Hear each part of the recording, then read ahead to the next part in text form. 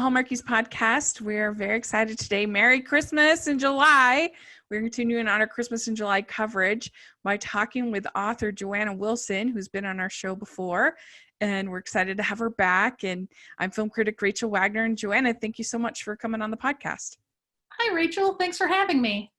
Yes. So you are the author of 'Tis the Season TV, the encyclopedia of all things Christmas. And so you are the queen, really the queen of Christmas. Thank you. That's a compliment. It's not just Cameron Bray. It's actually Joanna Wilson. I have a unique overview of Christmas on television and on film, and it's I love it. It's a great job. Yeah. So we'll put a link down to our first interview with Joanna. We went over a lot of sort of the classics in that interview, you know, Rudolph and Charlie Brown and things like that. And it was a lot of fun. So I wanted to have you back. And first, I'd like to hear how have you been doing? How have you been handling this quarantine and all that fun stuff that's been happening lately? Well, it's been a challenge. Like everyone else, this has been a very trying time, and at the same time, I'm lucky that I'm surrounded by Christmas all year round. So I have a wonderful escape during the day, during my for my job to surround myself with Christmas on TV. Yeah, I think a lot of people have kind of looked to Christmas during this time as a way, a coping mechanism. Hallmark re-aired Christmas. They had several weekends.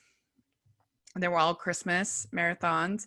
And I've heard of people that were putting up Christmas trees back up and things like that because it's just gives them something a way to cope with all of this. Yeah.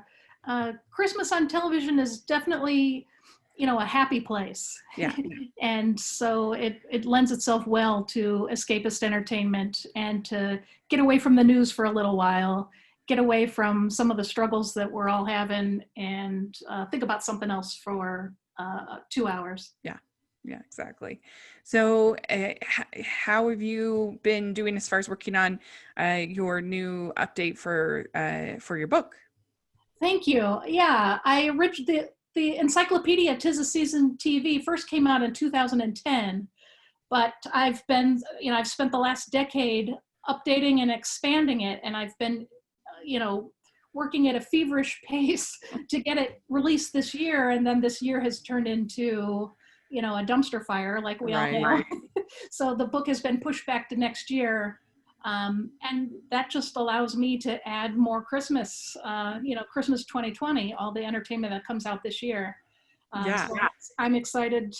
So when it finally comes out next year, 2021, it will just be even bigger. Yeah, that's going to be fascinating. This whole next season is going to be really interesting to watch with the sort of the calls for more diversity, some other things that I think it would have made it feel different anyway, but because they have all these new rules for shooting, and the shoots are going to take longer, and obviously they've had a later start, and all of that, like, it's just going to be interesting to see what they end up coming up with, I think. Yeah, we all need to adjust expectations. There's new things happening. Yes.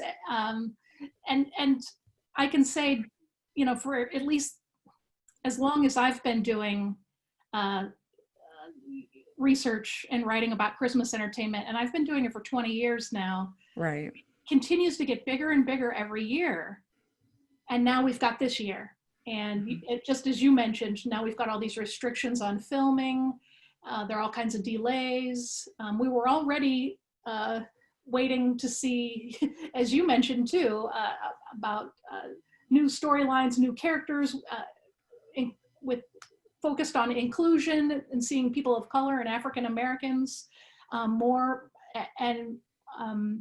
and maybe even more in our Christmas TV movies, and now this. So it's going to be an interesting year. This year and next year are going to be quite different, I think. Mm-hmm. Yeah, I'm really, really curious to see what happens, what's going to happen. And I know it's going to be a fun season, I think, to podcast about. It's going to be hopefully a little less exhausting. It'll be nice. Yeah, we can all catch our breath a little bit. Yeah, yeah. So did you have, overall, what did you think of 2019 Christmas season?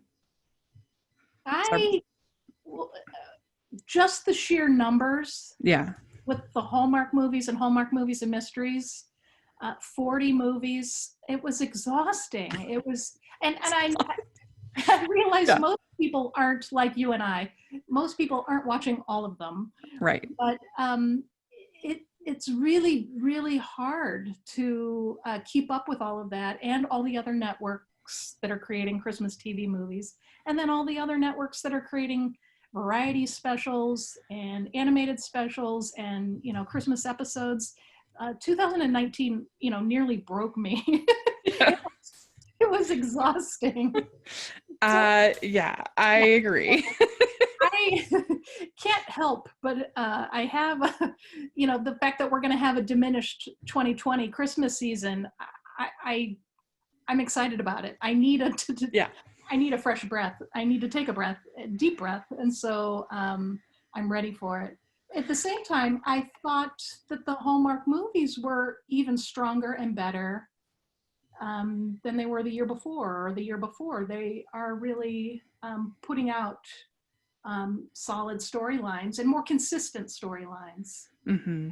Yeah, there weren't that many that I hated that were awful. And even the ones that were awful, it was more just because I thought they were boring, more than like they were like really bad. I don't know in that sense. Yeah, I think the writing is getting stronger. So even the ones that I don't necessarily connect with are still Right. solid stories. Right. Um, I, Yeah. al- I also noticed a couple of trends that I really connected with. I kind of liked. Yeah. Maybe you've already talked about these, or you've noticed these. So we'll talk about them again. Yeah, But let's do. I really liked the travel destination Christmas stories. There seemed to be quite a few. Now they didn't start in 2019, but they certainly peaked in 2019. Do you know what I'm Uh-huh. talking about? I'm talking about like Christmas at the Plaza, Christmas in Mm, Graceland, Christmas in Dollywood, Christmas in right. Rome. Yeah, it was the same time next Christmas, which was in Hawaii. I don't know if you got to see that one on Yeah, ABC. that's right. And other networks picked them up too. Up TV did Christmas in Paris. Lifetime did Hmm. Christmas in Louisiana. And Yeah, and they had Holiday in the Wild on Netflix there in you go. Africa. Yeah, that So and you're right. That definitely was Chris. I don't know if you said Christmas in Louisiana, yeah, but yeah, that was true. The Christmas in Montana they had. yes. So they did kind of jump all over the place. The Yeah, that's true. That was kind of a nice theme. I think that some of them used their places better than Certainly, yes. other some of them did. Some of them it could have just been anywhere. And I It's mean, Dollywood, interesting. they could have used Dollywood more, and they could have used Dolly more for sure. I know a lot of people were annoyed by that, but and Holiday in the Wild, I actually really liked. But I think it could have been more Christmassy. It felt a little tagged on. That it wasn't a very Christmassy movie. I didn't think, but I liked it as a I rom com. I like these destination stories because, well, they're just a little bit different, Mm-hmm. and so that's always a nice hook. But Mm-hmm. there's often, especially in like Christmas at the Plaza, which took place in New York City, and even Right. Christmas in Rome, there's an Mm-hmm. added layer of like romance in the destination itself. Right. I mean, Christmas in New York City, oh my goodness, there's already, a pull at my heartstrings. And then when we get the, added fantasy romance or, the conflict that's going on in that story, it's just another layer of meaning and it's another layer of uh, emotional connection. And I thought that they did a pretty good job creating all these uh, destination stories with just uh,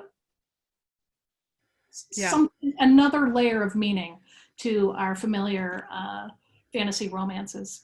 Yeah, I was not a big fan of Christmas at the Plaza, but it was not, I thought that part of it was strong. I didn't love the casting, particularly the female lead, Elizabeth Henstridge, I thought was not very good.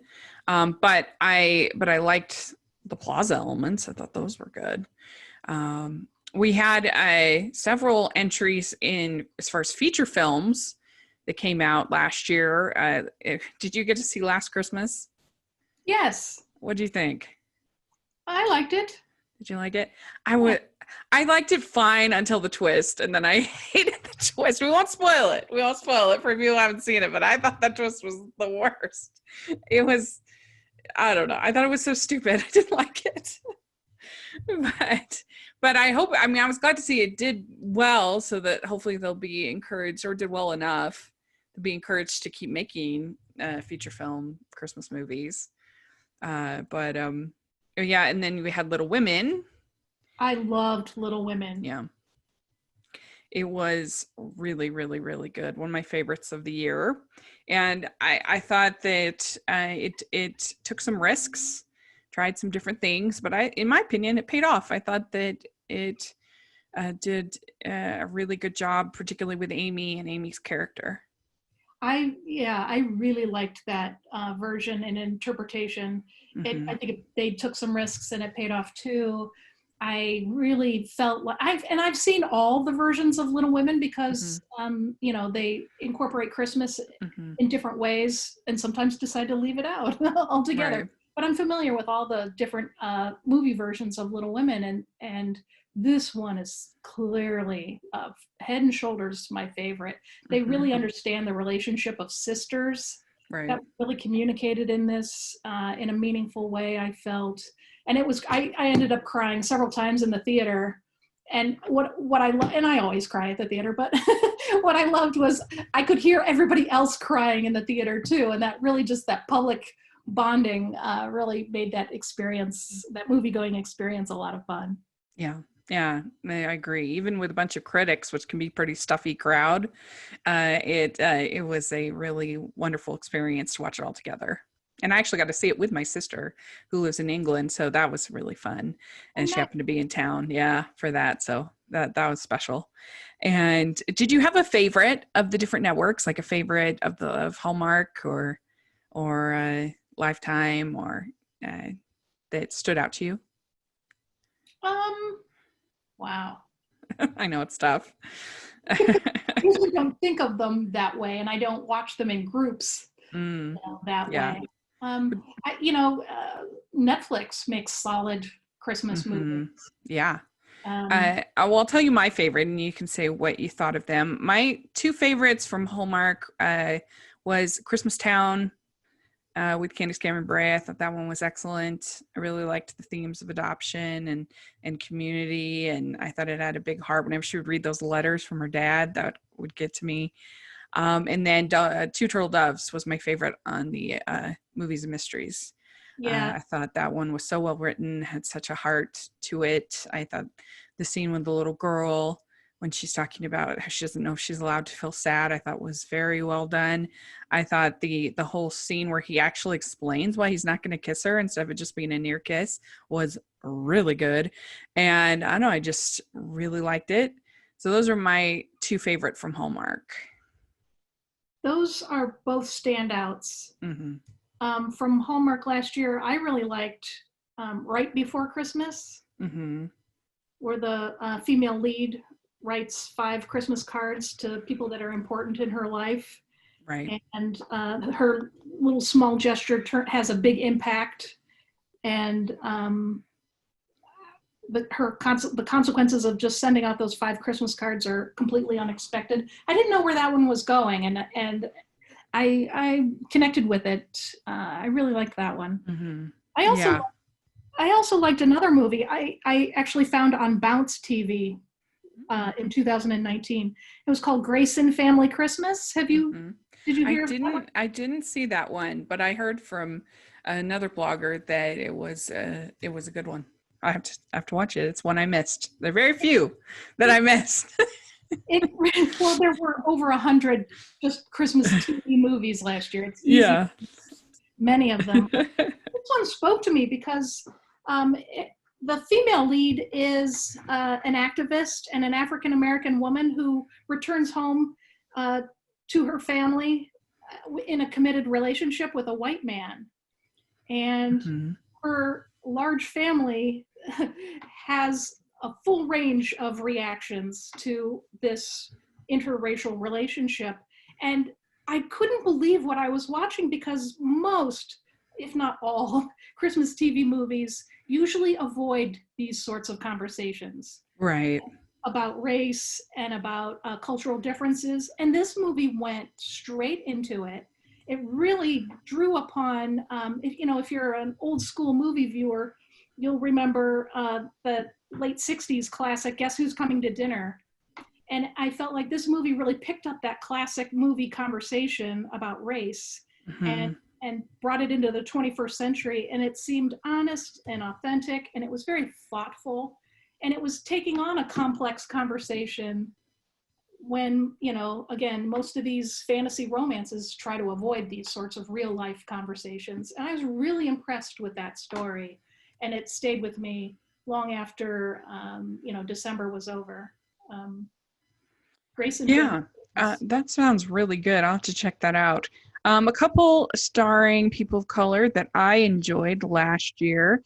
There's one that was, it's not a big budget movie. It was on the One Network called Dear Santa, I Need a Date, that I actually thought was pretty funny about these two siblings that decide to try to bring a date to Christmas, and because their parents are hassling them, so they would go on all these different dates, and they'd have this sort of commentary, like it would be like hashtag disturbed or hashtag drama queen or something like that in the commentary. And I don't know, it made me laugh. I thought it was well done. And they end up bringing dates, and it finds out later that the two dates that they picked are both actually separated, married to each other, which was funny. And so I enjoyed that one. I thought that one was good. There was a movie on the Ion channel, A Christmas Princess, that had a biracial couple that I thought was decent. Um, and then Christmas in Louisiana had a biracial couple, and I thought that one was pretty well done, well written. I liked all the couples actually in that movie. Yeah, Uh, Christmas in Louisiana had a lot of Southern charm. yeah, it did, and I liked the whole boat The boat parade. parade, That was yeah, nice. That was something new I hadn't seen before. yeah. Um, I also liked A Christmas Winter Song with Ashante. That one was really nice, and she did a good job, I thought, in the leading role, and um, her relationship with this jazz singer, and I thought it was just nicely done. It was a sweet little movie with her in it, and so those were some of my favorites that were a little bit diverse for the season. Also liked A Christmas Crush. I mean, not A Christmas Crush. I also liked A Christmas Wish.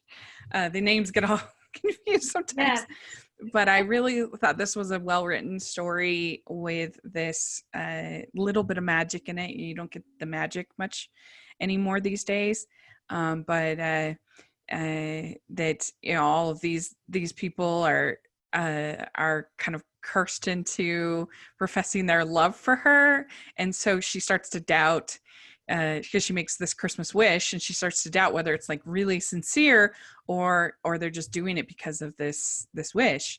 And I thought that was funny and clever, and I enjoyed that one a lot. And so yeah, that was some of my favorites from Lifetime. Did you get to see A Christmas Movie Christmas on Up Channel?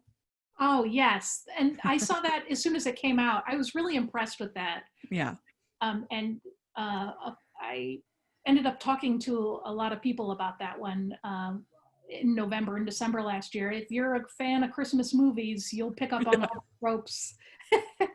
Did you like it? Oh yes, very Yeah. much so.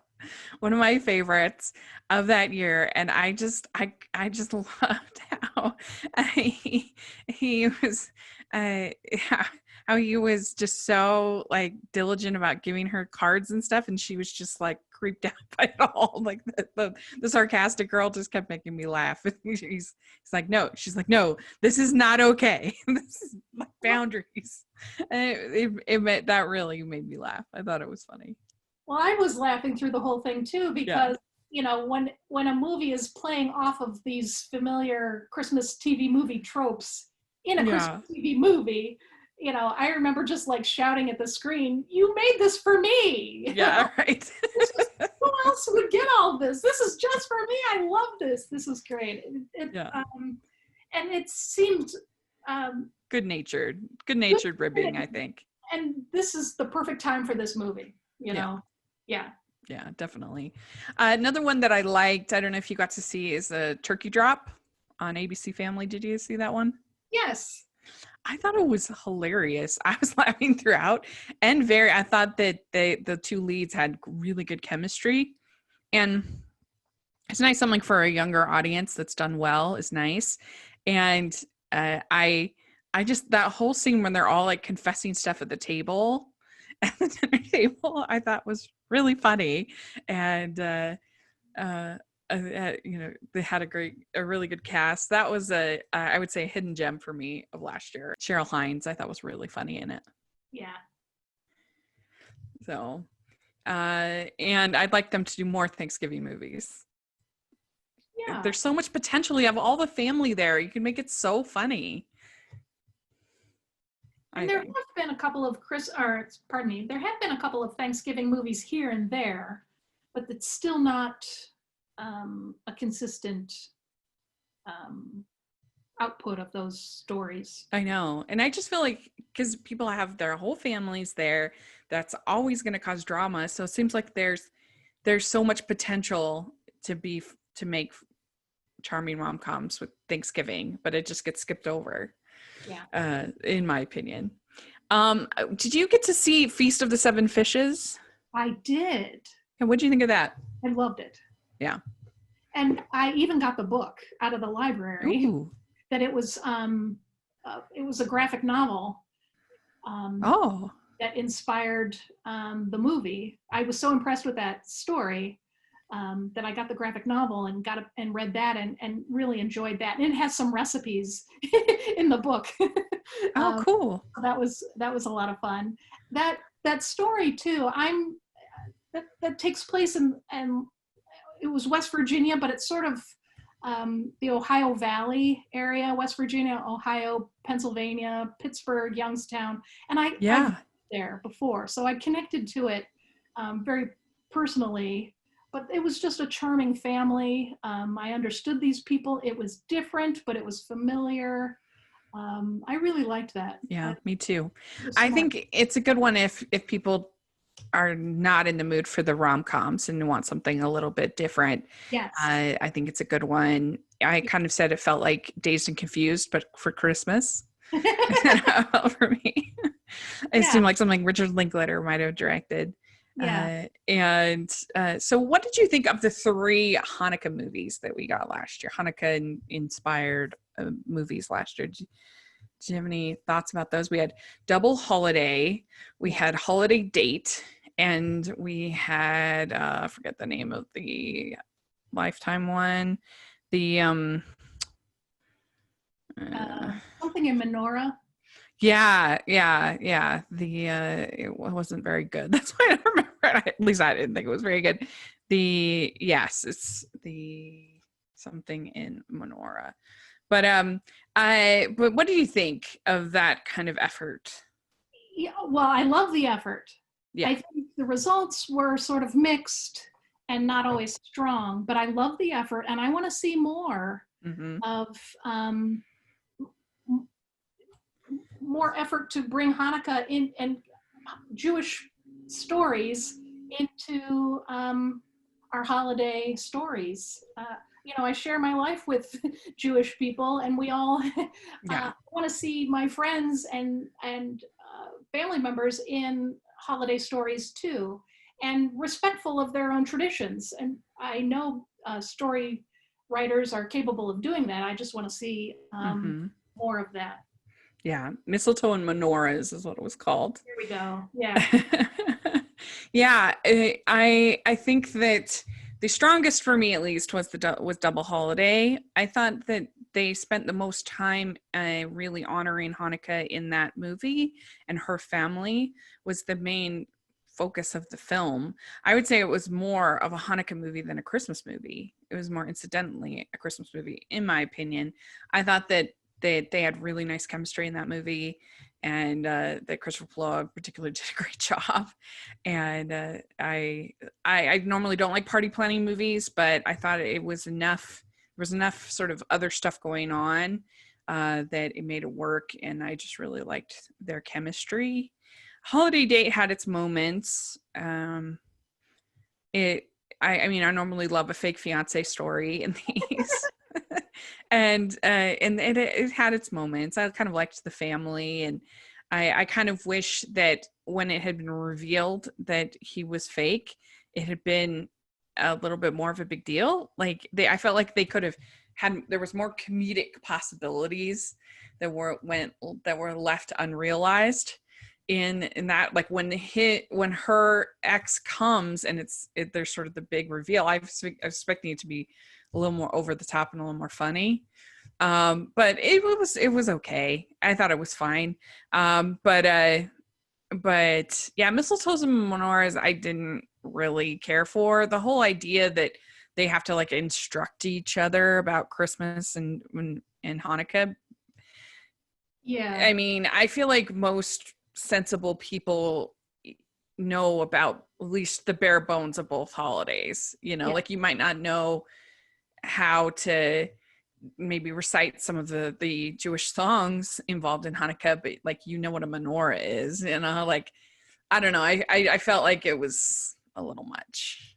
Yeah. That one. So it wasn't my favorite. But what are you gonna do? They tried. And so hopefully they keep trying.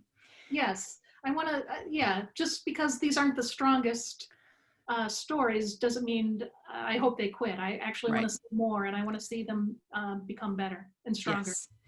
And so we had the first Christmas movies from the OWN network Yes, last year. Did you get to see any of those? I did. I saw all of them. Yeah. I thought that the Carol's Christmas, I thought that was the stronger one. I love a Christmas Carol. I'm a sucker for it I in did almost any too. form. But I Yeah. thought it was pretty good. I liked that one. The Baking Christmas was okay. I liked that pretty good. The other one, the one they started with, One Fine Christmas, I didn't think that worked really very much at all. I like the diversity, but the story needed work, I think, on that one. And I hope OWN continues to make Christmas movies, and they make more too as well. I Yeah, applaud the effort. agreed. Yes, yeah.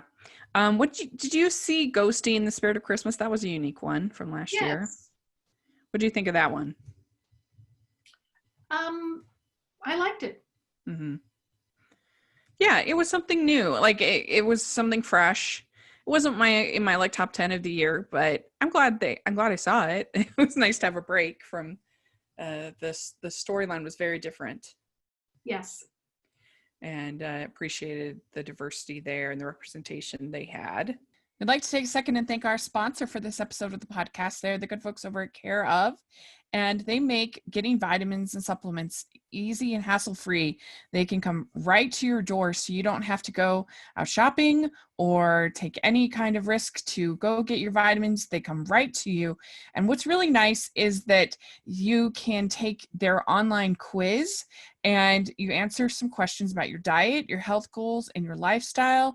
And they recommend the vitamins that will be the most helpful for you. And so, for instance, I took the quiz, and it only, like I said, it only takes a few minutes, and we were able to narrow down some things that will help me hopefully with my sleep, because that's one of my biggest health problems, is that I have a hard time with my sleep issues. And so it's really great. They come to you right to your door, and you get these little packets that you can take every day. And so if you want to put some in your purse, or you're traveling or something like that, they're very, very, very easy for you to take. And it's just really positive, very personal. There's a great attention to detail. They have great quality that you can see and taste. They focus on quality, science, and research that goes into each of their products and recommendations. Their yummy protein powders are made with wholesome ingredients you can recognize, like organic cocoa and pink Himalayan sea salt. I've been really impressed with what I've been sent and what I've tried, and I think that it's something that can help you to have more energy, to feel better, depending on the vitamins that you are in need of. So I recommend taking the quiz, getting the vitamins that you need, and checking out Care Of. For 25% off each of your first 3 months of Care Of, go to takecareof.com/Hallmarkies25. Enter code Hallmarkies25. That's 25% off each of your first 3 months of Care Of. Go to takecareof.com/Hallmarkies25. Enter code Hallmarkies25. We had Let It Snow on Netflix for the teens. So that was kind of fun that they got a movie for them, all about different high school students. Yeah, on Netflix. And that had a really fun cast. It wasn't my favorite, but I know a lot of other people really loved it. So it's worth mentioning. And so, yeah, it was a pretty eclectic season. I feel like as a whole, there was something for almost everybody last year. Yes. Which is nice. The expansion of storytelling in 2019 was just mind-blowing. I was going to tag on a comment about Netflix. Netflix last season did several sort of mini series that were completely Christmas. So we're not just seeing a Christmas story, we're seeing an ongoing 6 episode or 4 episode Christmas story. Right. How utterly fascinating. Why not? Yeah. So the possibilities of holiday storytelling just continue to be pushed. Boundaries are being pushed, and we're seeing all kinds of new things happening. Yeah, I agree. And also we're kind of seeing sort of series that are starting that are continuing on year from year in Hallmark. We've got the Evergreen Movies. Yes. Each year we can kind of expect. We've had now 2 of the Christmas at Graceland movies with different casts, which is I think a lot of fun, and I hope they keep doing that. Yes. Mm-hmm. I enjoy that. I also loved, my favorite movie period of the whole year last year was the animated Claus on Netflix. Yes. I just adored this movie. I thought it was so great. And I loved the story. I thought that he was a lot more wounded of a character. The Santa Claus character in the story was a lot more wounded than I was expecting. And so I just really loved his character growth throughout the movie. And I thought it was funny. I thought it was sweet. And I loved the animation. I thought it was beautiful. Yes. Mm-hmm. That's Claus was definitely a standout last year. Mm-hmm. Yeah. If we're talking about sort of follow-ups or series of movies, we had Angel Falls too. Right. Yeah, that's right. Yeah, we had Christmas in Angel Falls in 2017, and then last year we had Angel Falls, a novel holiday. And this, if you remember correctly, this has an angel that comes down to the city of Angel Falls to help bring the residents together. And so the follow-up, last year's 2019's Angel Falls, a novel holiday, we had a different angel with a new mission and a new cast, but it's the same sort of yeah, good point. Yeah, interesting. there was a sequel to A Gift to Remember last year. That was one of my favorites. Gift to Remember. It was Cherished Memories, which I thought was done very, very well, which usually is not the case. And there was another Godwink movie. That's right. For fans of that series. Yes. So that was nice. We had a new remake of Lady and the Tramp, which of course starts with a big Christmas scene on on Disney Plus. So that was kind of fun. And Disney Plus also had Noel, Yes. which wasn't quite as good as I wanted it to be. I was hoping that I would love it, but it was cute enough. I liked it okay. I like I, Anna Kendrick. Yeah. yeah, she was cute. It had, I thought it was really funny, the whole email sent out to all the naughty kids, like basically like better luck next year. That made me laugh. I thought that was funny. And I thought that it was cute. It was cute. It could have been better, but it was cute. Um, and so yeah, so Disney Plus, hopefully they continue. I mean, we have no idea what we'll get next, and we'll get this year, but 2021, maybe when we'll get more from a lot of these people because they just haven't been able to shoot. So we'll see. Yeah. We'll see. Um, there was one that I thought was pretty bonkers. Was Beauty and the Beast Christmas. I don't know if you got this movie was kind of crazy. Yeah. It was, I can't say it's a good movie, but I did enjoy watching it. And you know, that's over the last 5 years. There's been a whole trend of like these reimaginings of these fairy tales turned Yeah. into these Christmas romances, and this was just the next. Yeah, because they had done the year before. I think the year before they had done a Snow White inspired Christmas movie. So now this is Beauty and the Beast, and I felt like they were sort of aware of the campiness and how sort of ridiculous it was. I mean, they have at one point the guy jumping from a balcony onto the ground, and, and then they get into a massive fight, and it was funny, and so I enjoyed that one. I mean, when you watch so many of these, you kind of, I think you extra appreciate when one is trying something different, trying something, making you laugh, trying to think outside the box. So I think that you can be a little more forgiving on maybe some other problems that you might too when you watch so many. It's the same for me. I'm looking for what stands out, what makes it different, and I'm willing to forgive certain weaknesses for the risk-taking factor. Yeah. Right. Yeah. Yeah. Exactly. I liked the Christmas Club. I thought that was a pretty good one from Hallmark, with Cameron Matheson and Elizabeth Mitchell. I thought that one was pretty good. I liked the idea of ho-ho hot dogs.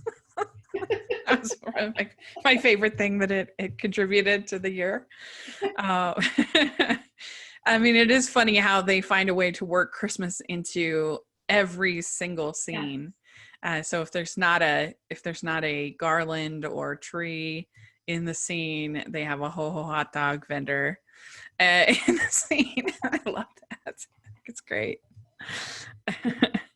And I also liked another one I thought was sort of underrated was The Road Home for Christmas.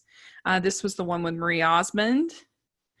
And I thought that it was a nice little, in the tradition of sort of the holiday road trip movie, that this was one with Marla Sokoloff and Rob Mays. They played these musicians who are kind of competitors, but they end up having to drive together to go home.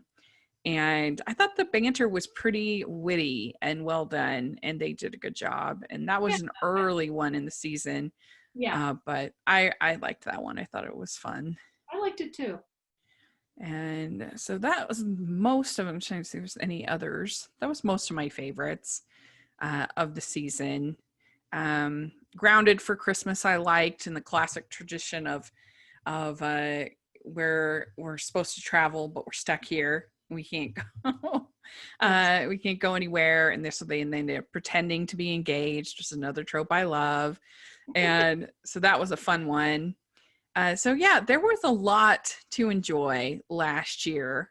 There was the Christmas Jars, which got a little theatrical release, which was kind of nice to see, and I also had fun, even though I wouldn't necessarily say it was like a great movie, but it was neat to see Santa Girl, which was all put on by this this group of students in a Shenandoah College, and they got Barry Bostwick to be the Santa, and it's about Santa's daughter going to college. And it's very, very, very low budget, but especially if you watched on YouTube the video of them making it and how much fun they had, because it was really all made by the students. They, from the costumes to the lighting, production, everything. And so that was kind of I thought a fun one, especially if you knew that backstory of how it was made. So there was a ton. There was so much. We could talk all day. Yes. Yes. So some fun questions that these aren't necessarily holiday inspired, but you can give holiday answers if you want. All right. So first question is, what is your favorite ice cream flavor? White House cherry. Okay. What is your favorite color? Orange. Okay. What music are you into right now? Yacht rock. Oh, what's that? I've now embarrassed myself. It's Los Angeles, 1970s, 80s, kind of easy rock, light rock. Anything from Hall & Oates to Kenny Loggins. Like Barry Manilow or something like that? Yeah, Engel and Dan, John Fort Coley, Boz Scaggs, just kind of nice. Soft rock. Great. Like the kind of music you'd listen to on a yacht. Okay. Good. To Captain and Tennille. Yeah, very good. Okay. What is your go-to date night food? Oh, wait a minute. Ask that again? Your go-to date night food? Pizza. Pizza. Okay. What is your go-to date night activity? A movie. Yeah. We suggest on this podcast going to the movie and then going to dinner. Not dinner and a movie and dinner. Oh. Yeah, because then you can talk about the movie at dinner. Good. Yeah. Okay. Dogs or cats? Cats. Ah, very good. Okay. Beaches or mountains? Mountains.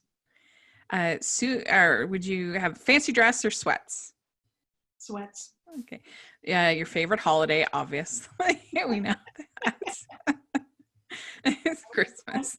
Yeah, I love Christmas. Yes. What is your favorite Hallmark movie ever? Oh my goodness. I know, hard. Wow. Or a favorite, if you can't decide. Yeah, I'll say a favorite.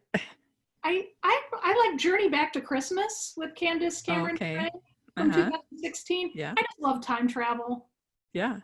And I, if you remember correctly, the character goes from 1945 to 2016 because of a Christmas comet. Right. And yeah, I don't know, it was quirky. It was different. I like sci-fi stories, and this really combined all that's Hallmark and something different, and it always stands out to me. I enjoyed that one as well. I really did. It's kind of bonkers, but it's fun. Yeah. So I'm with you. More sci-fi / time travel via comments, please. Hallmark. That would be great. I'm there. Yeah. Yes. I'm totally tuning in.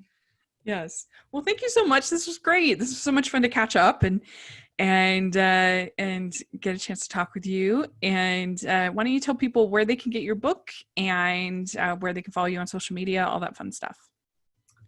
Absolutely. You can find my book at 1701 Press. That's 1701press.com or on Amazon.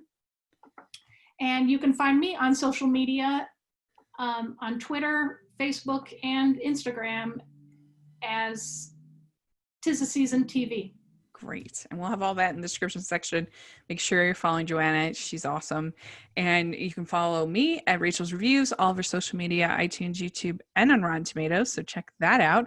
And also you can follow the podcast at Hallmarkies Pod and Hallmarkies Podcast, all of our social media.